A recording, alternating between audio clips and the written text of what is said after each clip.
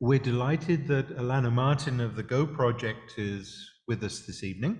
Alana was the recipient of the Vincent Alfano Award for 21-22. And I just wanted to remind folk that this fund was established in memory of my predecessor, Vincent Alfano, as executive director.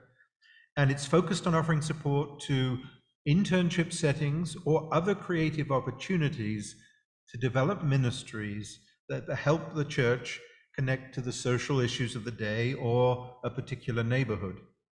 The first recipient in 2019-20 was the Resistance Church Project out of Jubilee United Church, and we were so glad to have been a contributor to that, and this past year to be part of the special project that Alana and her team have been working on. And Alana's going to tell us all about that project.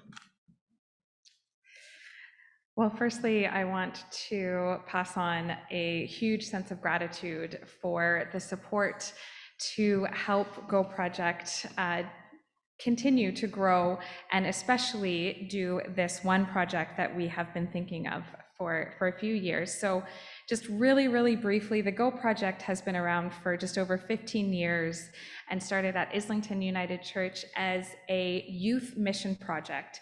So it was designed as an urban camp experience for children and youth to engage in mission and in community service, and to relate that to their faith and how their faith asks them to respond to needs that they're seeing in their community.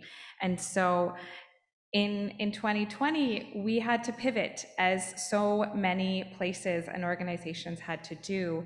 And since we couldn't do in-person programs, we launched very quickly a partnership with UCRD, the United Church Bookstore, and created a curriculum for Sunday school and youth group that was specific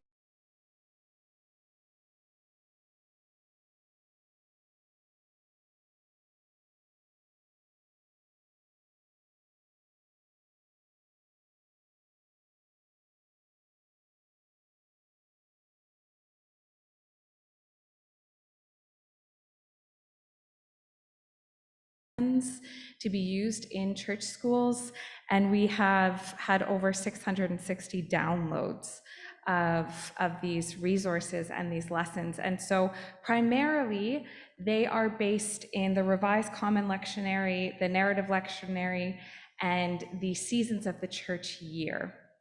And so we want to help churches be able to relate what's being talked about in church with their children and their youth. And so some of our goals are to create resources that have UCC theologies of inclusion, justice, and love, to be mission-oriented, so to encourage leaders to talk about what it means to respond to the stories and to what they're hearing with children, to be a process over product-based resource, so instead of an end product, to be more about what is the learning, what is the integration.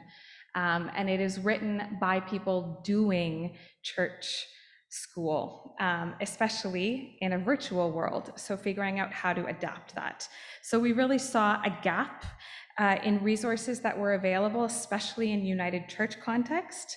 And you know, so many of my colleagues and I have to adapt everything that we find online, and so we wanted to fill that. So like I said, we create quality United Church resources, we want to increase faith development in young generations, and we want to support leaders to spend less time adapting and researching. And so these are just a few examples of some of the products that are up on the UCRD website. There's a Vacation Bible School camp that we did on the promise of the rainbow, the pride flag colors, an Easter curriculum, an Advent curriculum, a confirmation curriculum, and different annual subscription options. But what we really wanted to do for a while, and this is where the support from TUCC came in, is to go beyond lectionary and to think about the conversations that are happening around us right now, and the conversations that we can have with children about the really hard things happening in the world right now, with a faith lens.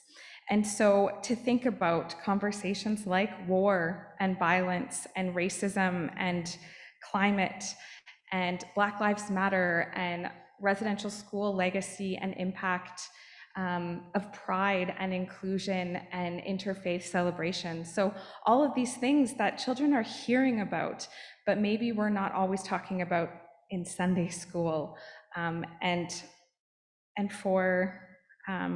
for the reason that sometimes it's really hard. So we wanted to make that a little bit easier. And so this grant helped us to put together a team of leaders who have different lived experience in some of these conversations. And so this is the team that we've been working together for the past year. So there's Reverend Michiko Bonkai, Hannah Kim Craig, Marilyn Roboteau, and myself. And we have met over the past year brainstorming, this is such a big idea that we have a big topic. How can we make things accessible and also adaptable so that it's not just one resource for one conversation, but could we make some sort of resource that every time a hard conversation comes up, a leader can be like, oh, I have a tool for this. I might know how to have this conversation. So what we landed on is something called listening to God. What is God saying to us, to the world, and to our ancestors? And how is God calling us into action? So that's kind of the overarching theme, and we have 4 sub-themes that we'll dig into deeper. So the first is listening to ourselves, how to talk to children about grief, loss, death, illness, loneliness, and mental health, things that have been really common in our lives in the past 2 years. Listening to one another, what can our faith tell us about anti-racism, anti-ableism, and inclusion?